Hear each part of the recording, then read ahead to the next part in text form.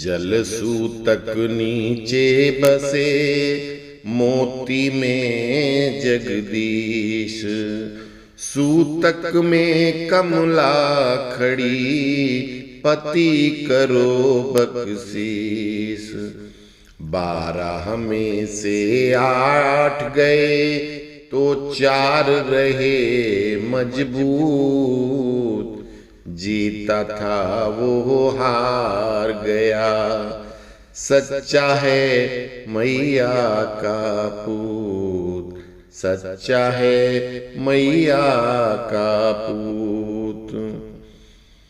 जय सिया राम मित्रों, आदर्श धर्म सनातन धर्म के प्रश्नोत्तरी कार्यक्रम में आप सबका स्वागत है। आज का अद्भुत प्रश्न पुनः लिया है श्रीमान अशोक गुर्जर जी राजस्थान का। उनका प्रश्न जो हमारे राजस्थानी भाषा की लोकल ग्रामीण भाषा में है, जिसे समझने में आप लोगों को परेशानी न हो, इसलिए मैंने उसका हिंदी में रूपांतरण करते हुए उसकी मात्राएं भी सही कर दिया है। किंतु यहाँ उनकी पहेली देना भी जरूरी है, इसलिए एक बार ग्रामीण भाषा में भी बताना बनता है। उनका प्रश्न था, जद सूतक नीचे बसह मोती में जगदीश, सूतक बीच में मांगे राधिका श्याम करो बख्शीश। जीत्या जे हार गया, हर्या जे जीत गया, इकलौती का पूत, 12 में से 8 गायब 4 रहा मजबूत। तो पहेली का शब्दार्थ, जल का मतलब पानी, सूतक का मतलब सोता या पानी का स्रोत, पानी से नीचे बसे मतलब पानी के नीचे क्या है, पाताल। मोती, यहाँ पर मोती का मतलब छोटी सी जगह पाताल लोक में निवास करने के लिए कहा गया है। जगदीश का मतलब भगवान विष्णु, सूतक फिर जल के स्रोत में जल में, कमला खड़ी मतलब माता लक्ष्मी खड़ी, भगवान विष्णु पति को मांग रही तो पति मतलब भगवान विष्णु, करो बख्शीश मतलब हमें हमारा पति इनाम में पुरस्कार में दे दो। इस दोहे का संदर्भ भगवान विष्णु के वामन अवतार से है। कहानी का सारांश, जब प्रहलाद के पौत्र महाराज बलि, जो भगवान विष्णु के परम भक्त भी हैं, ने असुर परंपरा को तोड़ते हुए भगवान विष्णु की भक्ति के साथ साथ अपने कुल परंपरा का ध्यान रखते हुए तीनों लोकों को जीतकर सबके अधिपति बन गए, तो उन्होंने 100 यज्ञ करने का संकल्प किया, जिसमें से वो 99 यज्ञ पूरे कर चुके। 100 पूरे होने के बाद अगले इंद्र की पदवी उनको ही मिलनी थी।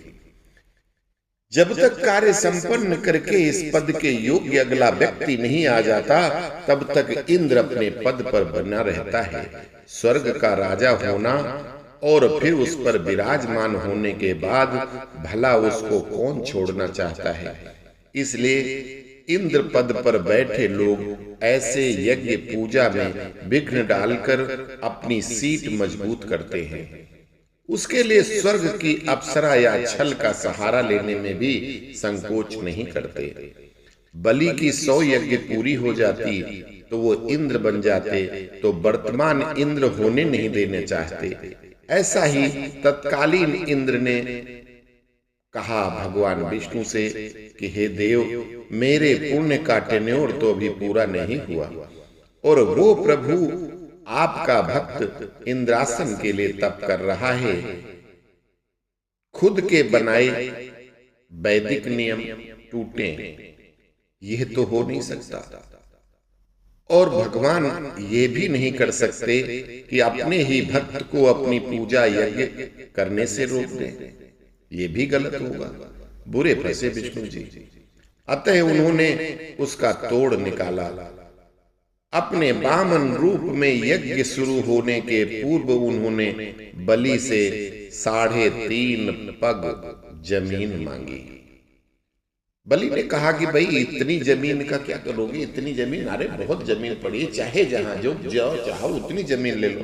भगवान ने कहा कि मुझे अपने शरीर के लेटने भर को जगह चाहिए और मेरा शरीर 3.5 हाथ का है। तो मैं तो भैया वही 3.5 पग जमीन चाहिए मुझे।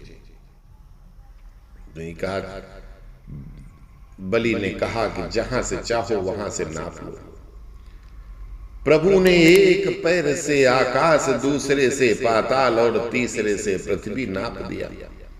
अब आधा कदम और जमीन जहां कहीं बची ही नहीं, तो कहते अब ये आधा कदम कहां रखूं।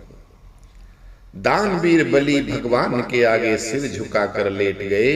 प्रभु ने उनके सिर पर अपना पैर रखकर थोड़ा सा भार डाला तो बलि सीधे पाताल लोक पहुंच गए। प्रभु से बड़ी उनके नाम की महिमा। यह बात यहां भी सिद्ध हुई। बलि लगातार भगवान विष्णु के पंचाक्षरी मंत्र ओम नमो भगवते वासुदेवाय जपे जा रहे थे।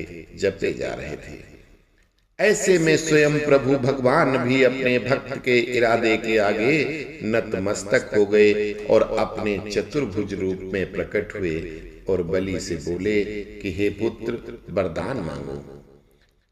प्रभु, पहला वरदान तो मेरा यही कि प्रथम ही तव अबिरल भगते पुनि मोहि मांगे देव। पहले तो आप हमें अपनी अबिरल भक्ति दो, अर्थात अपने पूरी उम्र आपकी निश्चल भक्ति करता रहूं, और फिर पुनि मोहि मांगे देव, मतलब मुझे दूसरा वरदान दो। दूसरा वरदान ये है कि जिस बामन रूप में आपने मुझे त्रिलोकपति से अंधेरे पाताल में पहुंचा दिया, राजा से रंक बना दिया है, वो प्रभु मेरे द्वार पर उसी बामन रूप में हमेशा विराजमान रहे। जब भी दरवाजे की तरफ देखूं तो रक्षक के रूप में भगवान बामन को देखूं।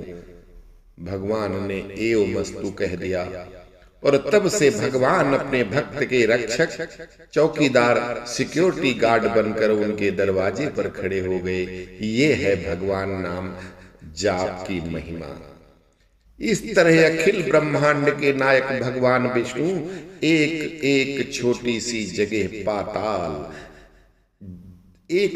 सी जगह पाताल जिसको मोती कहा गया, वहां बस गए। भगवान को गए हुए बहुत दिन बीत गए, जा ही नहीं पाए, घर नहीं गए अपने, तो घरवाली अर्थात माता लक्ष्मी वहां जाती हैं और राजा बलि से भगवान की मुक्ति के लिए प्रार्थना करती हैं। ये है दूसरी लाइन का अर्थ कि जल सूतक में कमला खड़ी, पति करो बख्शीस।